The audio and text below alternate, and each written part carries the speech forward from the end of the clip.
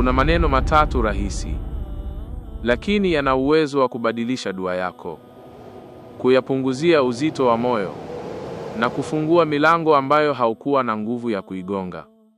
Maneno hayo ni Ya Rab, Ya Latif, Ya Mujib. Unaposema Ya Rab, unainua mikono mbele ya Mola anayekutazama, anakujua na anakusikia hata kabla hujafungua mdomo. Ni kama kusema, Mola wangu, mimi sijui lakini wewe unajua. Mimi siwezi lakini wewe unaweza. Niongoze, unitengenezee njia, unishike mkono. Kila ukitamka Ya Rab, moyo wako unatulia, kwa sababu unajikumbusha kuwa maisha yako hayapo mikononi mwako, bali mikononi mwa Mola Mlezi. 2.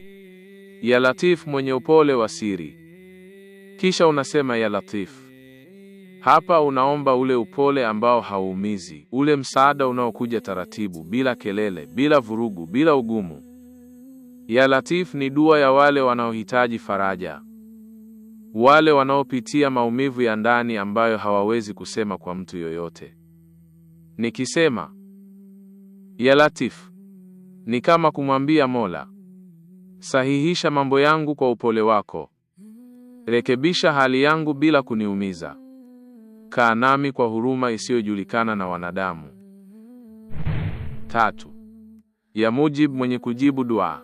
Neno la tatu ni Ya Mujib, mwenye kujibu dua bila shaka, bila kuchelewa, bila kuacha hata tone la maombi yako kupotea. Hili ni jina la matumaini. Ni jina unalolitamka wakati roho yako imechoka, lakini bado inataka kusimama. Ni jina linalokumbusha kuwa hakuna dua inayoenda hewani bila kusikilizwa. Unaposema Ya Mujib, unaamini kwamba kile unachoomba Allah anakisikia, anakipangilia wakati wake, na anakikujibu kwa njia bora zaidi kuliko ulivyoomba.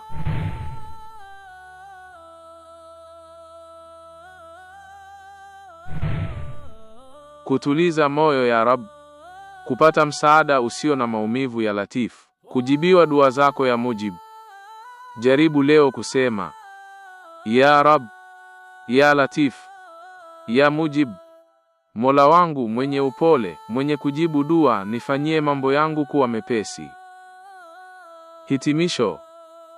Usiku ukiwa peke yako, au wakati maisha yanapokupiga kwa nguvu, kumbuka maneno haya matatu. Hayo ndiyo maneno yanayoweza kubadilisha dua yako, hali yako na hatima yako. Sema kwa utulivu: Ya Rab, Ya Latif, Ya Mujib, na uamini kuwa Mola hatakuacha kamwe. Asante kwa kutazama Soul Reflection. Endelea nasi kwa hekima zaidi, mawaidha na malezi ya kiroho.